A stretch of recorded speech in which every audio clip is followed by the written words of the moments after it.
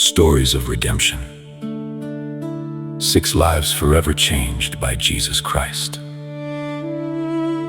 Before we begin, here's a glimpse of the journeys you're about to hear.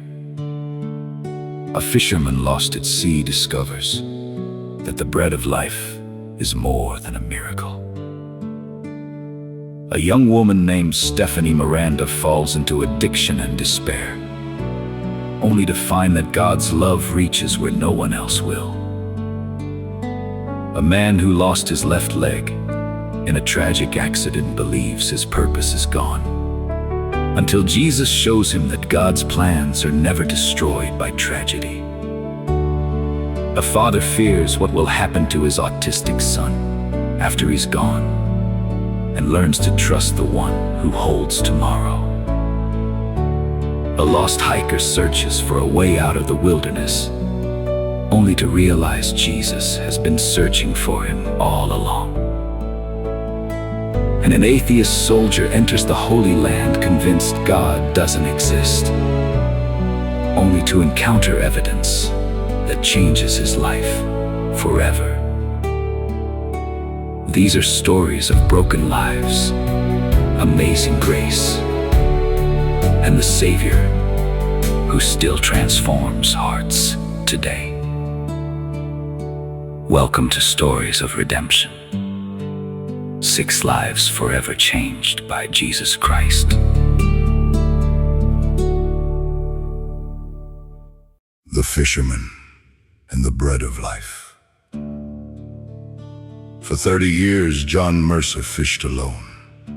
He knew the tides, currents, and deep places where valuable fish hid. But anyone who asked to join him was met with anger. "You would only slow me down," John would shout. The harbor knew him as a skilled fisherman with a poisoned heart. Years earlier, John had a wife, 2 children, and a happy home. But his drinking worsened. His temper became cruel, and his family finally left. John blamed them. He blamed the sea. He blamed bad luck. Most of all, he blamed God. If God cared, he said, he would not have taken everything from me. One morning, John loaded his boat for an offshore trip. He was chasing a rare, high-priced bottom fish that could earn him more money than he had made in months. He told no one his destination. The first day was calm. The sea looked like glass, and John smiled, certain he needed no one. Near sunset, dark clouds rose without warning. The wind screamed and waves crashed against the boat. John fought the wheel, but the engine died. He tried to restart it. Nothing. A towering wave struck the boat, rolled, filled with water, and capsized. John was thrown into the sea. He reached the overturned hull and pulled himself onto it. By morning, the storm was gone. There was no land, no radio, no working phone, and no food. John survived by catching condensation inside the overturned vessel. He soaked his shirt in the moisture and twisted it over his mouth. The sun burned his skin, hunger twisted his stomach, and his anger grew. He looked toward the sky and shouted, "You ruined my life! You took my wife, my children, and everything I had!" The sea gave no answer. John raised his fist. "If you are real, come and save me yourself." Exhausted, he fell asleep. At dawn, an engine woke him. A small fishing boat approached. An elderly man leaned over the side. "Hold on! I will pull you aboard!" "I do not need your help," John yelled. "Go away." He pleaded, but John cursed him away. Later, another fisherman arrived and offered help. "Keep moving! I asked God to save me, not you." The fisherman waited, then turned away. That afternoon, a third boat arrived. The captain begged John to climb aboard. John refused. Before leaving, the captain threw a gallon of water onto the hull. "At least take this," he shouted. John drank, but even as the water saved his life, he remained angry. That night, he fell into a deep sleep. In his dream, the sea became calm and moonlight stretched across the water like a road. A man walked toward him upon the waves. John knew immediately who he was. Jesus stopped beside the overturned boat. "You challenged me to save you," Jesus said. "I sent 3 of my followers, and 3 times you refused." John lowered his head. "I did not know. You did not want help. You wanted me to obey your pride." Tears filled John's eyes. "Tomorrow I will send one last person. Accept his hand. I am not finished with you. You will live, and you will tell others what happened here." Then Jesus stretched out his hand. In his palm was a loaf of bread. "I am the bread of life," he said. "The one who comes to me will never hunger, and the one who believes in me will never thirst." Jesus placed the bread in John's hands and walked away across the sea. John opened his eyes when the sky brightened. At first, he thought it was only a dream. Then he felt something in his hand. It was a loaf of bread. Dry, clean, soft. John trembled. He broke off a piece and ate with every bite. His strength returned, but something deeper happened. His anger began to break. John wept over his wife, his children, his drinking, and every cruel word he had spoken. "Jesus," he whispered, "forgive me. I have refused you my entire life. Save more than my body, save my heart." Near noon, another boat appeared. A man in his early 30s stood at the wheel, with a beard and long hair moving in the ocean wind. He brought the boat close. "My friend, will you accept help?" John looked at the man, then at the remaining bread. For the first time in years, his answer held no anger. "Yes," he said, "please save me." The man stretched out his hand. John took it and climbed aboard. When John thanked him, the man smiled. "Someone knew exactly where to send me." After returning home, John stopped drinking, asked his family for forgiveness, and helped others who believed they were beyond redemption. He told everyone about the storm, the rescuers, the dream, the bread. Some believed him, others laughed. John did not argue. He simply said, "I spent my life refusing every hand God sent me. Then Jesus met me in the sea and showed me that pride can drown a man long before the water does." John had gone searching for an expensive fish. Instead, he found the bread of life, and the fisherman who had hated God returned to shore as a man saved by Jesus.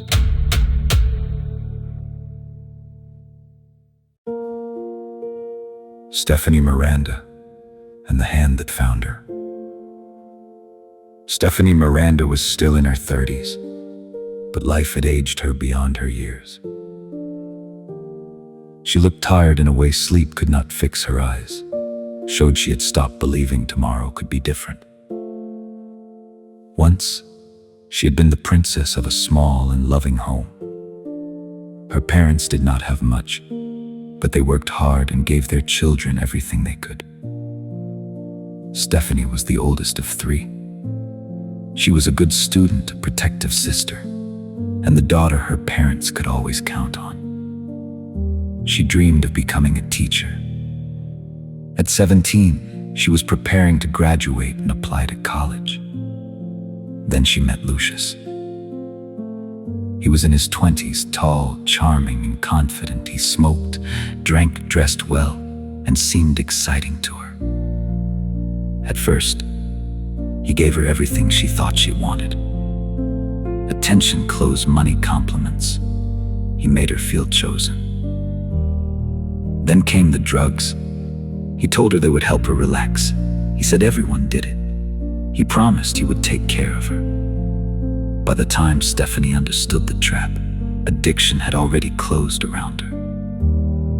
The gifts stopped. The kindness disappeared. Lucius controlled the drugs, the money, and the places she went.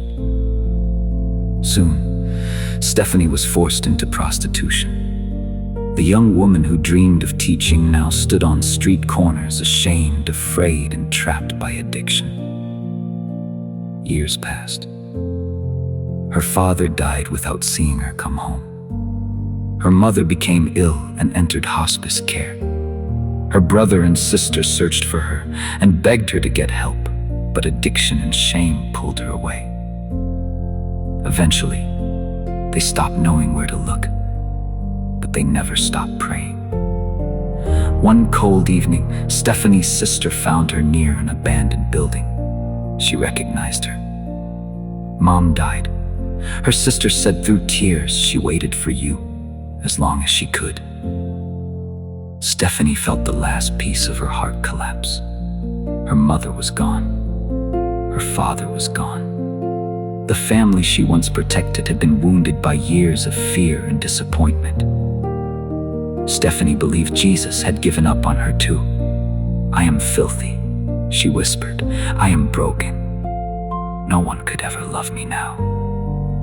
That night, she used more drugs than her body could survive. She remembered the needle. She remembered the cold entering her veins. Then everything went dark. Stephanie found herself standing in a green field beneath the most beautiful sky she had ever seen. The air was warm and the pain in her body was gone. In the distance, she saw her mother and father. They looked healthy, peaceful, and full of joy. Stephanie tried to run toward them, but her legs would not move. Then she noticed a man standing beside them. He walked toward her slowly. His eyes held no anger, only compassion. Stephanie lowered her face. "I am not worthy," she said. The man extended his hand. "I found you," he said. "Do not let go, I have you, and I will never let you go." Stephanie looked at his hand. For years, hands had hurt her, controlled her, bought her, and pushed her away. But this hand offered no violence. It offered mercy.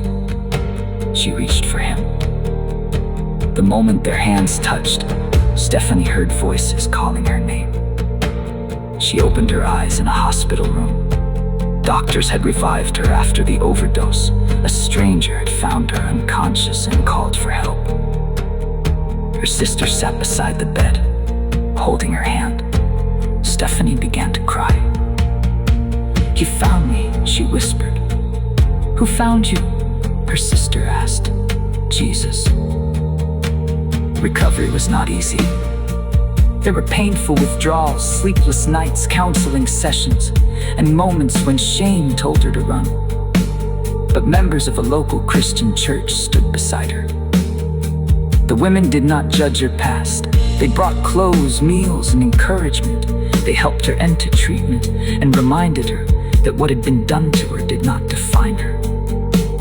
For the first time in years, Stephanie walked with her forehead lifted. She earned her GED. Her brother and sister welcomed her into their homes while she rebuilt her life slowly. Trust returned. Stephanie found work and began helping at church, especially with young women who felt trapped, abused, or forgotten. Months later, she met a kind man who respected her faith and never treated her history like a stain. In time, he became her husband and the father of their son. One evening, Stephanie held her baby against her chest and remembered the green field. She understood that Jesus had not waited for her to become clean before loving her. He entered the darkness, found her there, and offered his hand. Stephanie had once believed she was ruined beyond repair. But Jesus called her worthy of mercy.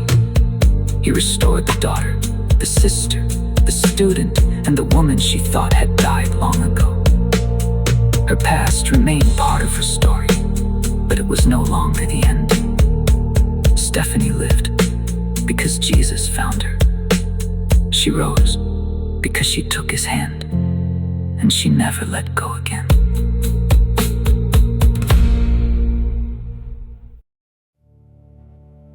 The man who learned why he was born. Andrew often felt invisible. Every morning, he walked the same streets to work, completed his shift, and returned home alone. His days were orderly. but his heart was restless. Andrew believed in God. He attended Mass every Sunday, volunteered at church events, and nearly joined a parish missionary trip. Yet questions followed him. Why had God created him? What was his purpose? Why did his life feel so small? He read the Bible late into the night. Some passages seemed different from what he had been taught, and denominational disagreements troubled him. He loved his church, but feared he was missing something deeper. One Sunday afternoon after Mass, Andrew crossed the street on his way home. He never saw the car coming. The driver, John Miller, had been drinking. The vehicle struck Andrew and threw him across the pavement. Doctors saved his life, but his left leg could not be saved. Andrew was placed in an induced coma. During those dark days, he later said that a man visited him. The man sat beside his bed and listened to every fear Andrew had carried for years. Andrew asked, "Why was I born if my life has no meaning?" The man replied, "Your life has always had meaning. You simply have not yet seen where your love will be needed most." Andrew asked why God had allowed him to suffer. "Pain is not proof that God abandoned you." The man said, "Sometimes the deepest wounds become the doorway through which mercy enters another life." Every day, the man returned. He spoke about forgiveness, sacrifice, and loving those who had caused harm. "Do not be afraid," he said. "I will walk with you through what comes next." When Andrew awoke, he was weak and overwhelmed by the loss of his leg. Days later, he asked a nurse, "Where is the man who visited me?" "What man?" she asked. "The one who came every day and sat beside me." The nurse checked the records. "No visitors were allowed while you were in the coma. No one came into this room." Andrew said nothing, remembering the man's eyes and peaceful voice. Months of painful rehabilitation followed. Andrew learned to walk with a prosthetic leg, but his mobility changed forever. Meanwhile, John was charged with driving drunk at sentencing. Andrew watched the man who had changed his life forever. The judge sentenced him to 5 years in prison and 10 years of probation. Andrew expected to feel satisfaction. Instead, he remembered the words spoken beside his hospital bed. "Your love will be needed most where you least expect it." Several weeks later, Andrew visited John in prison. John could barely look at him. "Why are you here?" he asked.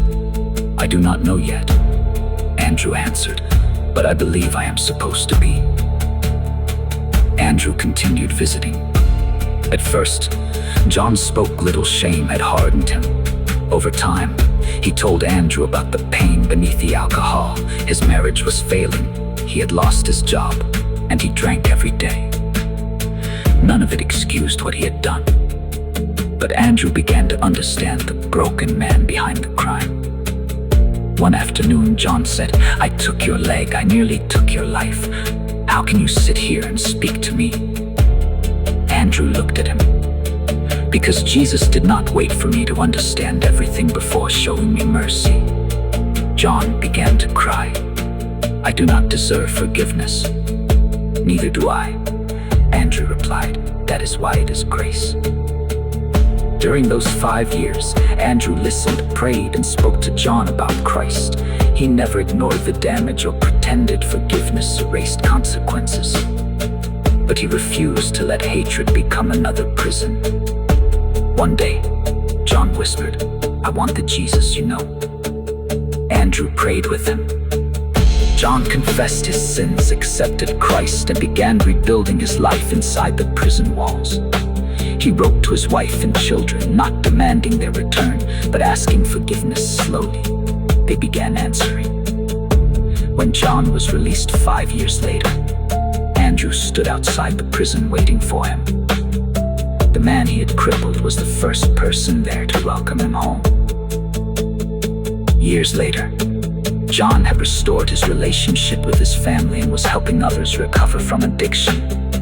Andrew finally understood the purpose he had long questioned. His calling was not hidden in a title, career, or distant journey. His mission field had been a prison visiting room. His greatest sermon had been forgiveness. His sacrifice showed John what compassion could do when anger would have been easier. Andrew still attended church and read the Bible, but instead of being consumed by every disagreement, he looked for the heart of Christ within the words, "Love your enemies. Forgive as you have been forgiven. Carry one another's burdens." Andrew had lost a leg, but found his purpose. John had lost his freedom, but found salvation. Through the mercy of Jesus, two lives broken by one terrible night became proof that forgiveness can restore what hatred only destroys.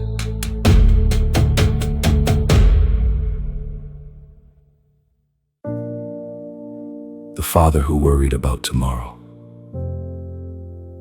Zachary was 50 years old, but some nights he felt much older.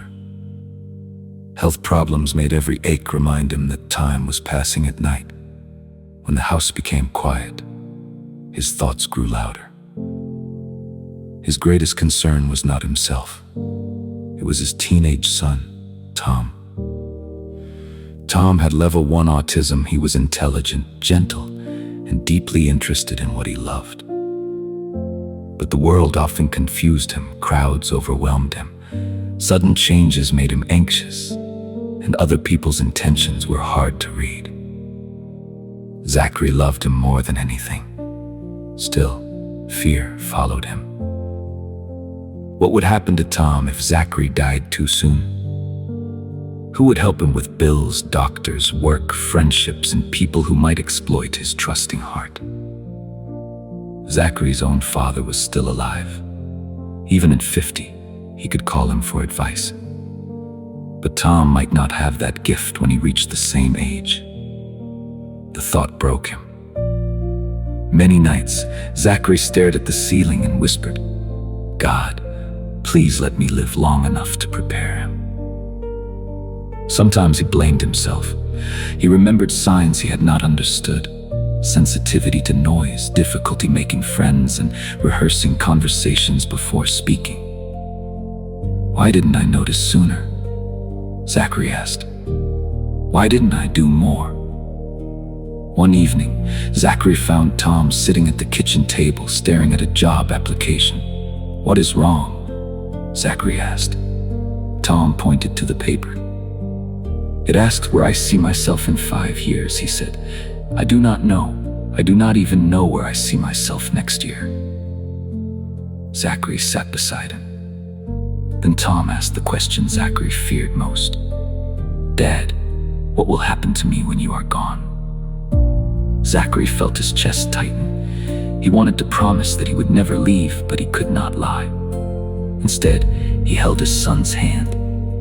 "I do not know every detail," he said, "but I know you will not face life without love." Tom looked down. "That is not the same as having you." "No," Zachary whispered. "It is not." That night, Zachary went into his room and prayed harder than ever. "Jesus, I am afraid," he said. "I know I am supposed to trust you, but I am terrified. Tom needs me. I do not want him to feel abandoned."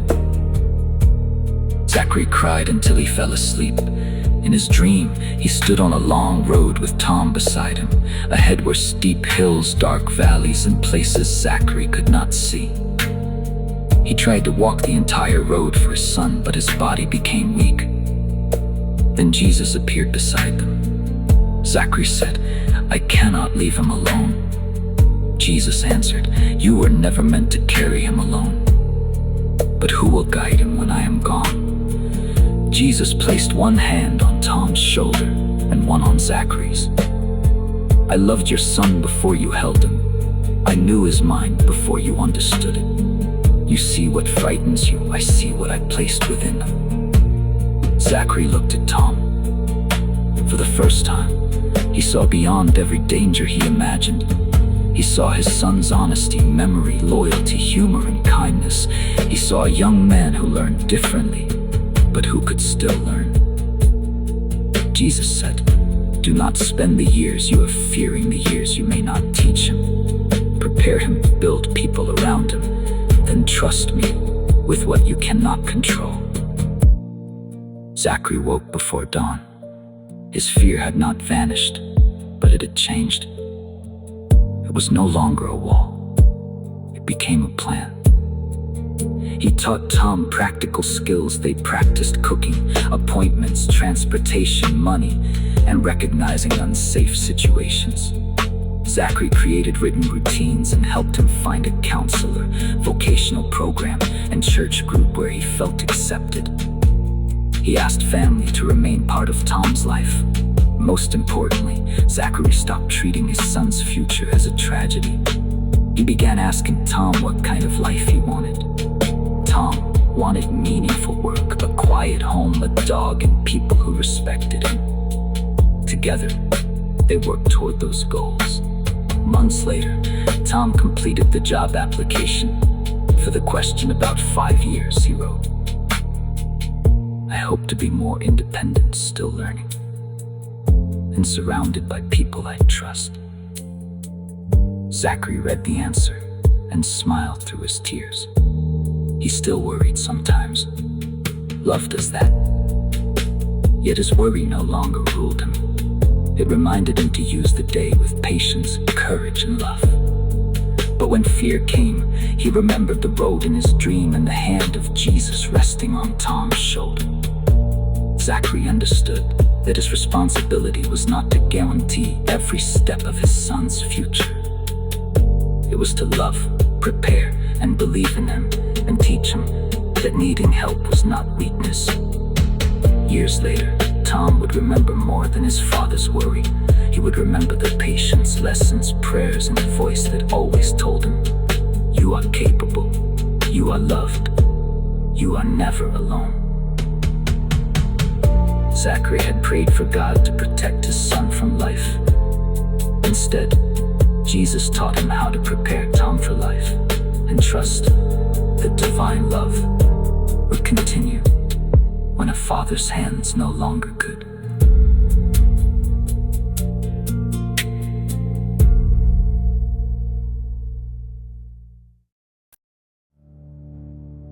The Lost Man in the Woods. Daniel Mercer believed he could find his own way through anything to most. He seemed successful. But behind the smile, Daniel was broken. His marriage had ended after years of drinking, anger, and pride. His daughter barely spoke to him. Daniel blamed everyone except himself. Whenever anyone mentioned God, Daniel became bitter. If God is real, he would say, "Why did he let my life fall apart?" One Saturday morning, Daniel drove to a national forest. He wanted to be alone. He packed water, food, a flashlight, and a bottle of whiskey. He told no one where he was going. The morning was peaceful. Sunlight filtered through the trees and the cool air calmed him. But after noon, dark clouds covered the sky. The wind grew stronger, and the trail disappeared beneath fallen leaves. Daniel turned around, but every path looked the same. His phone had no signal. Then the rain began. The ground became slick with mud. Daniel tried to move faster, but his foot caught between two roots. He fell hard, and pain shot through his ankle. When he tried to stand, his leg collapsed. "Help!" he shouted. "Is anyone out there?" Only the storm answered. Daniel dragged himself beneath a group of trees. Darkness came quickly. His clothes were soaked, his water was almost gone, and his flashlight flickered. For the first time, Daniel realized he might die in the woods. He thought about his daughter. The last time they spoke, she begged him to stop drinking. "You are destroying yourself," she said. Daniel had shouted at her and told her to stay out of his life. Now he would have given anything to hear her voice. He remembered his former wife crying as she packed her bags before leaving.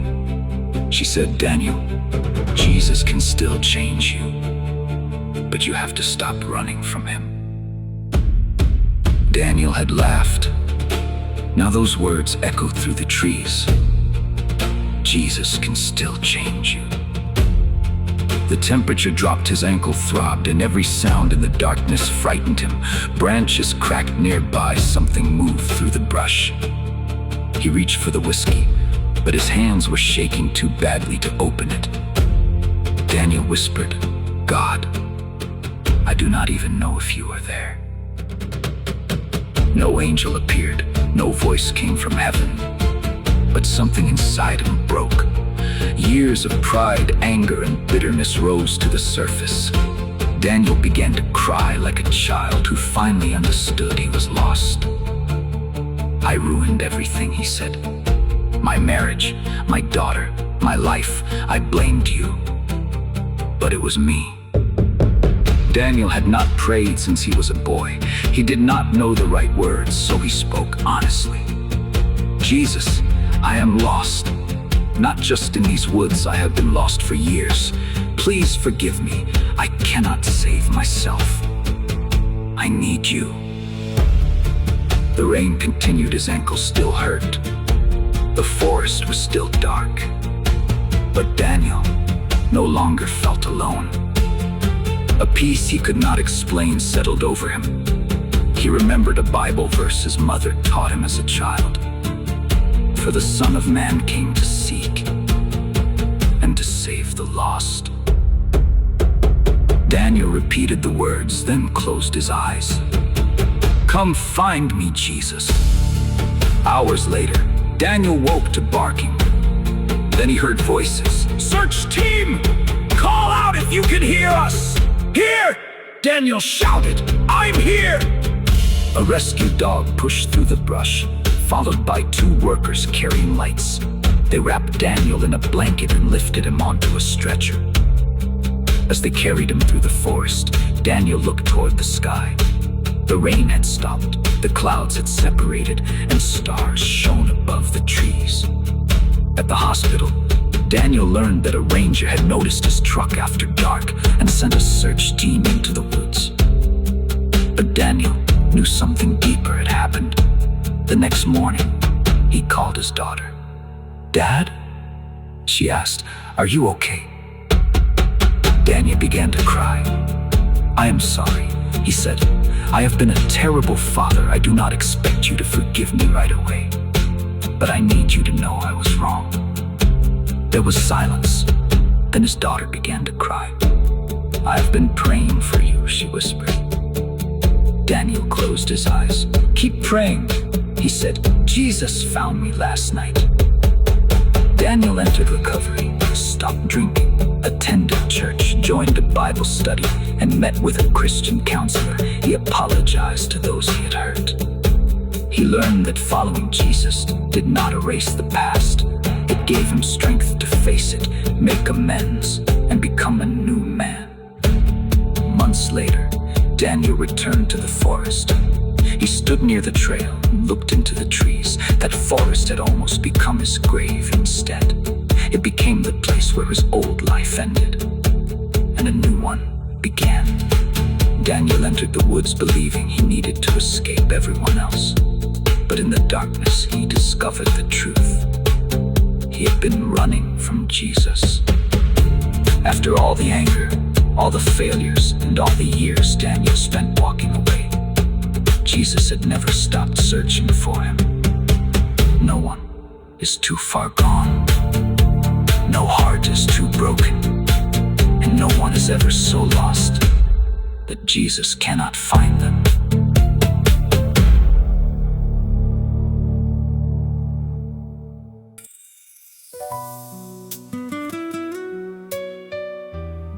The soldier near the Holy Land. Staff Sergeant Michael Hayes went to Iraq, believing in duty, discipline and survival, but not in God.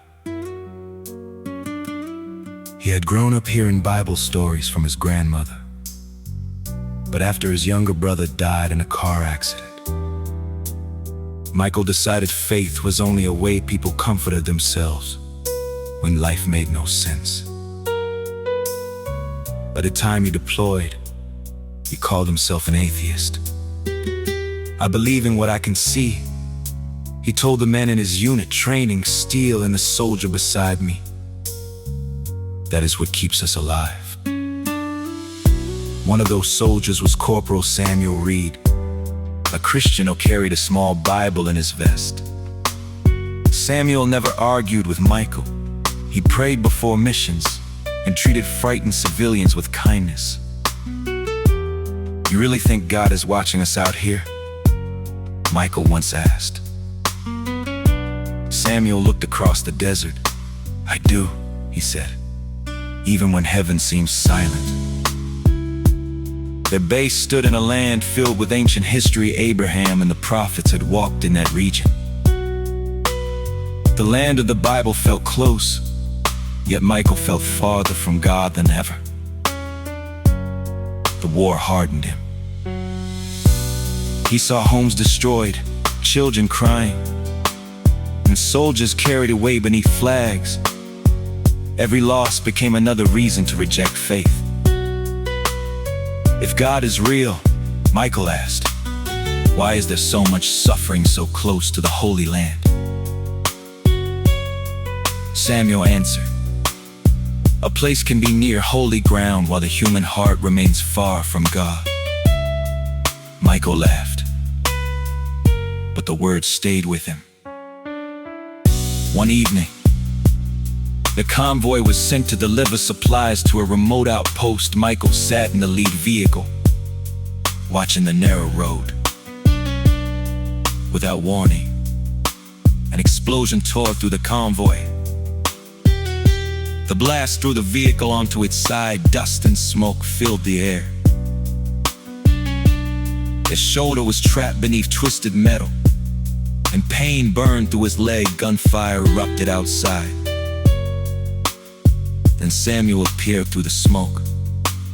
"Stay with me, Sergeant." Samuel crawled beside him and pulled at the metal. "Get out of here," Michael shouted. "You will get yourself killed." Samuel refused to leave.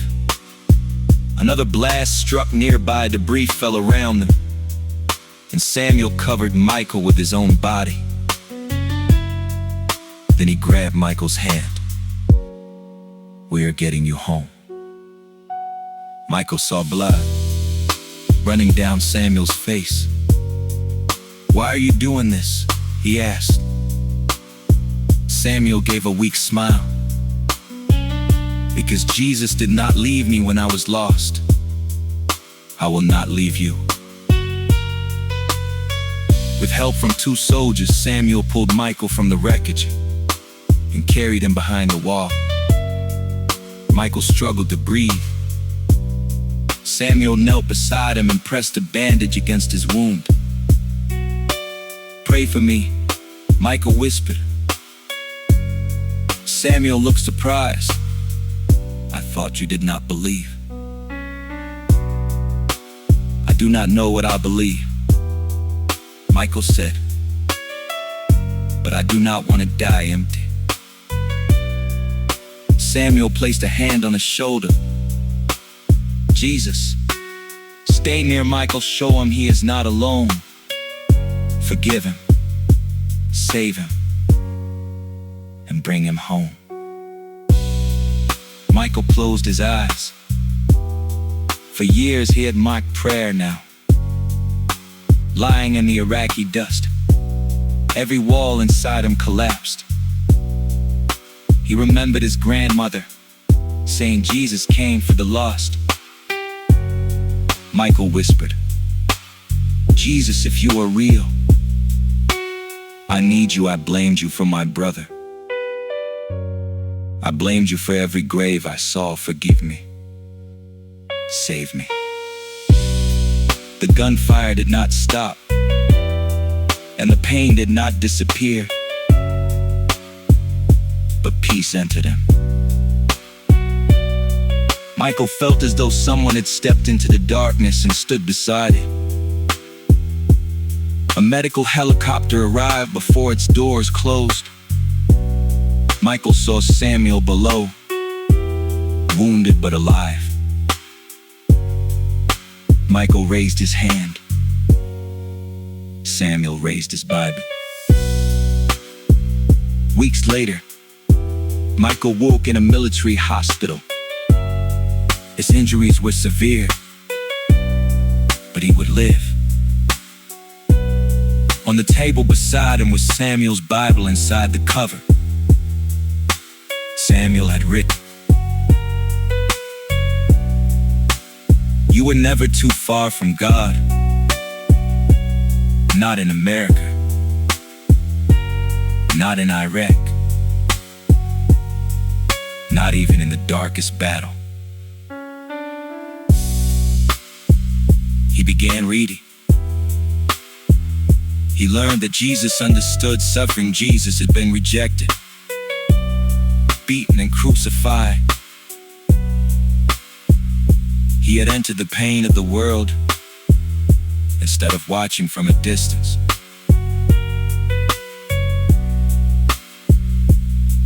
Michael finally understood that faith did not promise a life without war, grief, or death.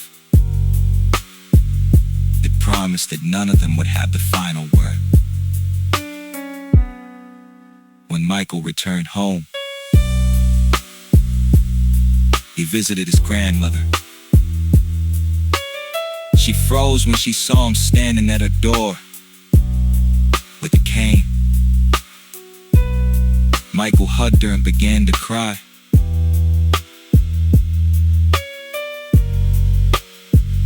"You were right," he said.